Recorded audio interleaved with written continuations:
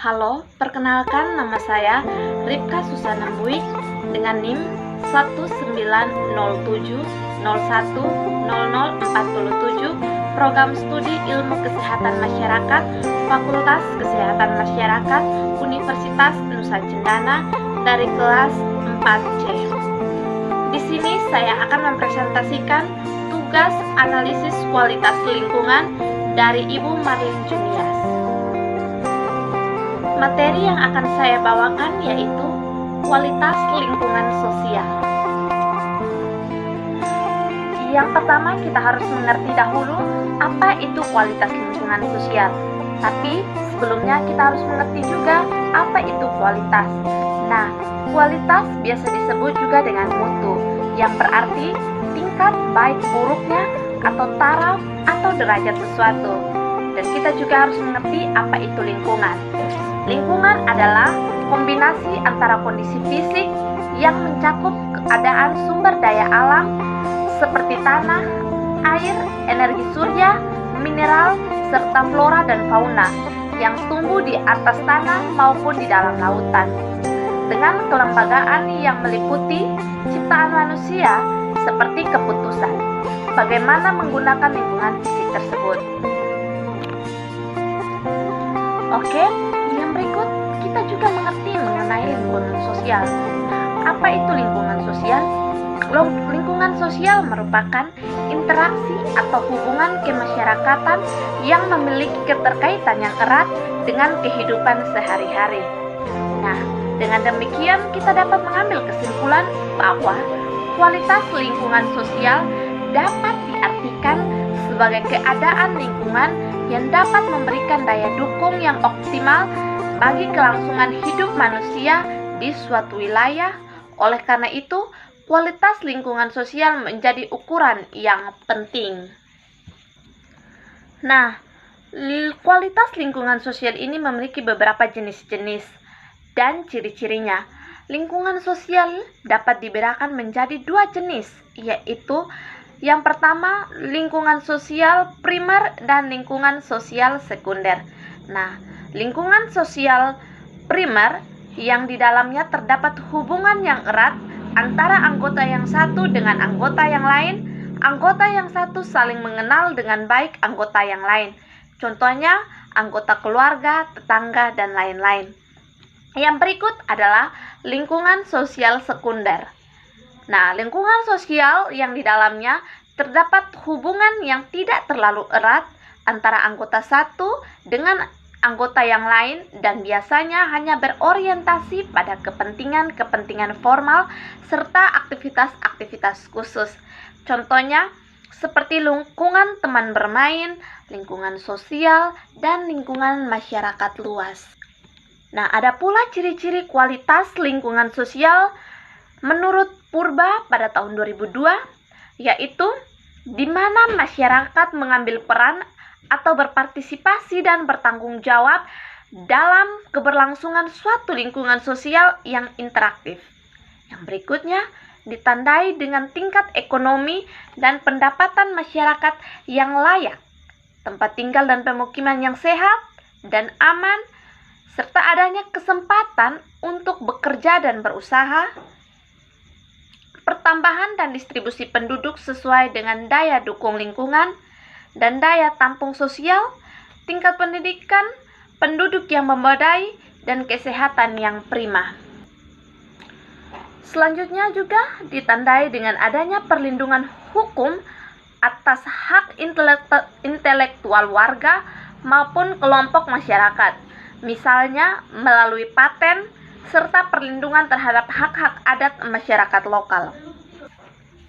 Nah, di dalam pengelolaan lingkungan sosial, kita harus mengetahui dahulu apa itu pengelolaan lingkungan sosial, yaitu sebagai upaya atau serangkaian tindakan untuk perencanaan, pelaksanaan, pengendalian atau pengawasan, dan evaluasi yang bersifat komunikatif dengan mempertimbangkan ketahanan sosial, keadaan ekosistem, tata ruang, kualitas sosial setempat, sumber daya sosial atau potensi dan keterbatasan, dan kesesuaian dengan asas, tujuan, dan sasaran pengelolaan lingkungan hidup.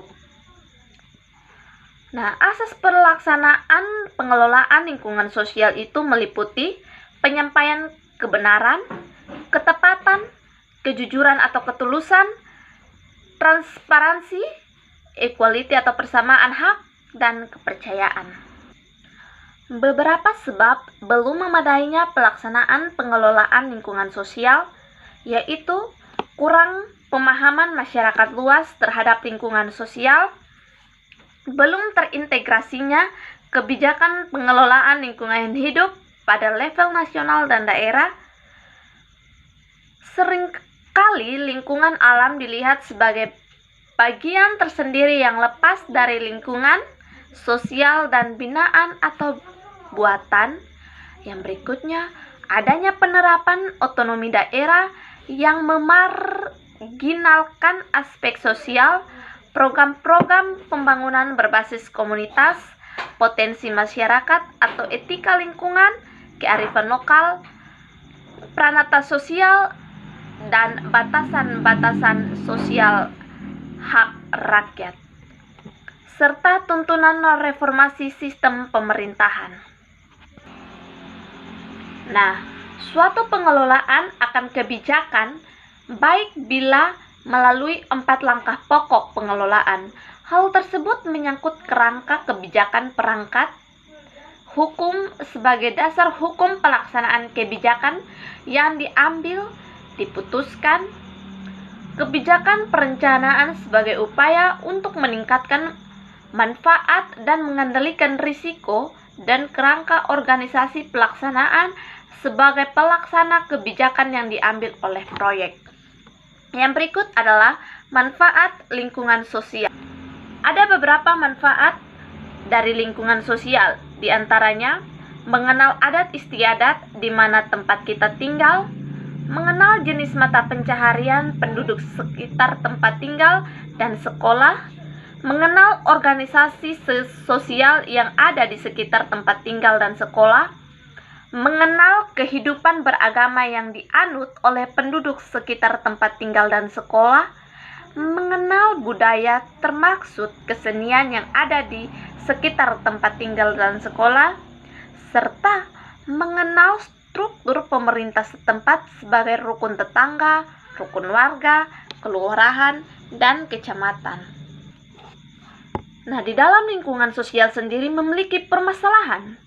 Permasalahan dalam lingkungan sosial antara lain kemiskinan, peperangan, kelaparan, disorganisasi keluarga, kejahatan, dan permasalahan-permasalahan lainnya. Nah, dengan adanya permasalahan tersebut, tentu saja memiliki dampak lingkungan sosial. Nah, dampaknya apa saja? Yang pertama, dampak lingkungan terhadap keluarga. Misalnya pada remaja, seperti pola asuh yang diterapkan, hubungan orang tua, pendidikan keagamaan dari orang tua, serta nilai kesusilaan dari lingkungan. Yang kedua, dampak lingkungan sekolah. Misalnya lingkungan sekolah yang kondusif, menanamkan disiplin pada remaja, pengaruh guru terhadap remaja. Yang ketiga, dampak lingkungan teman sepermainan, misalnya mempengaruhi pengambilan keputusan dan menentukan hal yang benar dan salah. Demikianlah hasil presentasi dari saya.